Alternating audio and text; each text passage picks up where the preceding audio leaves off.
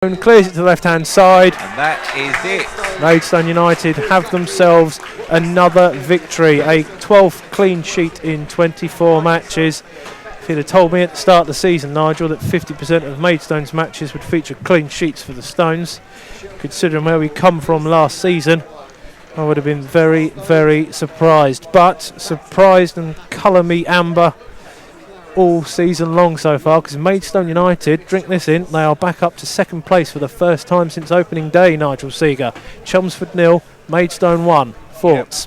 Yep, the 22nd minute goal from Levi Amanchi is what separates the teams, but once again, back to the wall, defending at times there. Chelmsford certainly had their chances to certainly grab at least one goal, but like we said on commentary there, the execution wasn't there at times, and just that final ball.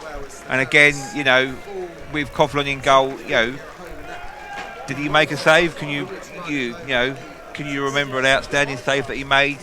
His digital play was very good again, and the back three come five, or even the whole team really, the defensive display was to point, wasn't it? Like George said in his interview after the Dartford game, sometimes it's not about scoring all the goals. You can be in control of a game just by being in possession of the ball and being in your defensive position. So it's all good signs again, isn't it? It's just I don't think you can. Nobody had a bad game. It's not been outstanding, but it's the teamwork, the team ethic, that everybody's there working for each other that is pulling Maidstone through these games. And they are, and there might not be all of the first teamers around us to, as they were at Dartford 48 hours ago, to get themselves back onto the pitch and celebrate like they did at the FA Trophy game. Just bit of strapping on Amanchi's right leg there, on his right shin, possibly his calf. You did mention he might have twinged that a little bit, because there was that challenge about 10 minutes before he came off, Nigel. So Amanchi watch will of course keep looking at any scrapes or knocks on that man. But I believe that's 10 points now. I did some research last night, Amanchi. It's 10 points. Well, it's not research, is it? It's just looking at what points have been done. So it's 10 points that he has managed to win for Maidstone, and I believe it's 3 cup ties as well that he has won for Maidstone. So that's the 5th match that he has won technically on his own, but as you've already mentioned, Nigel, whole team effort yet again from the Stones, isn't it? Absolutely. That's 11 goals in the league now for Amanchi. He's gone top of the goal scorers list, along with Scott Wilson from Bath City. I think his all-round game tonight. It's certainly, especially against Dover, he had a couple of chances in the Dover game, didn't he? But he's got the knack of being in the right place at the right time, as he said pre-show. But I think he created a lot of chances today. Rush again was his usual run in and closing down, and Sol had a good game and well buzzing in and around the defence there.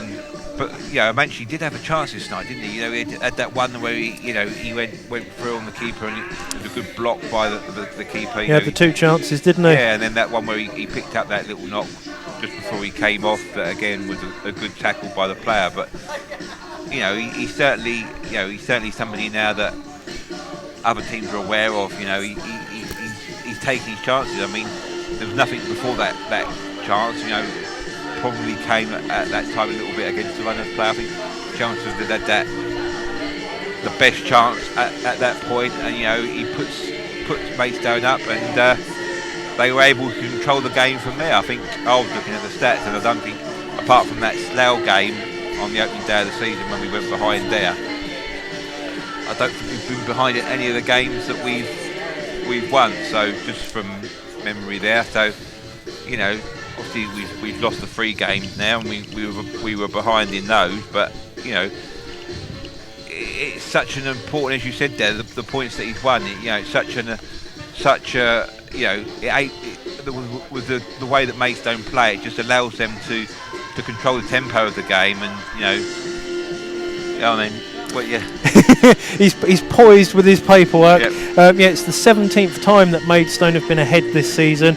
They've drawn 4 and won 13, so that's 25 points out of the 33 that they would have had in those scenarios. And of course, all 6 cup games that Maidstone have contended, they've taken the lead in all 6 and won all 6. So again, I've said it before, I'll say it again as you've just said it there. Maidstone get a lead. Generally, they don't go behind. They very rarely get pegged back. There have been 4 draws out of that 17 there. Another thing that